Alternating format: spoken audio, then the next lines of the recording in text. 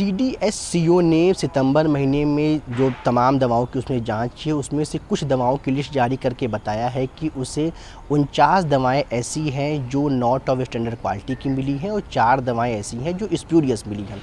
पिछले कुछ महीनों से ये देखा जा रहा है कि जब भी CDSCO इस तरह की जो लिस्ट जारी करता है तो लोगों में बहुत पैनिक हो जाता है और उन्हें लगता है कहीं ऐसा तो नहीं कि वो जो दवा खा रहे हैं वो नकली है या फर्जी है या मिलावटी है। तो उन तमाम अब तमाम लोगों के सवाल थे, उसको लेकर आज जो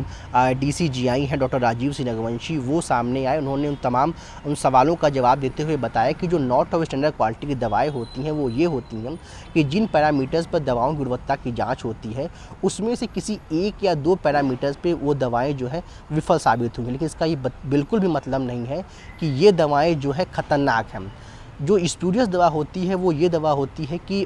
किसी दूसरी कंपनी के नाम पर कोई दूसरी कंपनी बनाकर उस दवा को जो है बेच रही है, लेकिन इसका ये कतई मतलब नहीं कि उन दवाओं की जो क्वालिटी कोई इशू है, बल्कि किसी दूसरी बड़ी कंपनी के नाम पर उस दूसरी कंपनी उस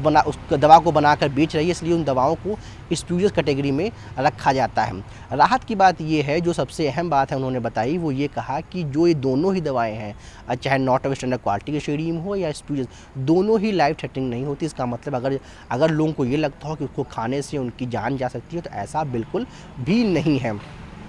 उन्होंने उदाहरण के तौर पर ये बताया कि जो एक दवा का नाम कहा कि जो मेट्रोनडाज़ोल दवा है, ऐसा नहीं कि इस दवा को, क्योंकि कई कंपनियां बनाती हैं, सारी कंपनियों की जो दवा है वो क्या कहते हैं वो जो है नॉट ऑफ स्टैंडर्ड क्वालिटी की है। उन्होंने कहा किसी एक पर्टिकुलर कंपनी की किसी पर्टिकुलर बैच का ही जो है एनालिसिस किया गया और वो दवा ही नॉट ऑफ स्टैंडर्ड क्वालिटी की मिली। अब सवाल ये है कि कौन कौन सी दवाएं हैं और किस बीमारी पर काम आती हैं जिनकी सूची जारी की गई है। तो जो सूची जारी की उसमें उसके अनुसार जो ये दवाएं हैं वो बहुत कॉमन सी दवाएं हैं। उसमें जो है डायबिटीज़ की दवा है, पेन किलर की है, एसिडिटी की है, एंटी फंगल की है, आई ड्रॉप है और कफ सिरप है। तो वो दवाएं उन बीमारी पर जो दवाई खाई जाती है उसमें से कई दवाओं की उसमें लिस्ट जारी की गई। इसमें करीब 49 दवाएँ ऐसी हैं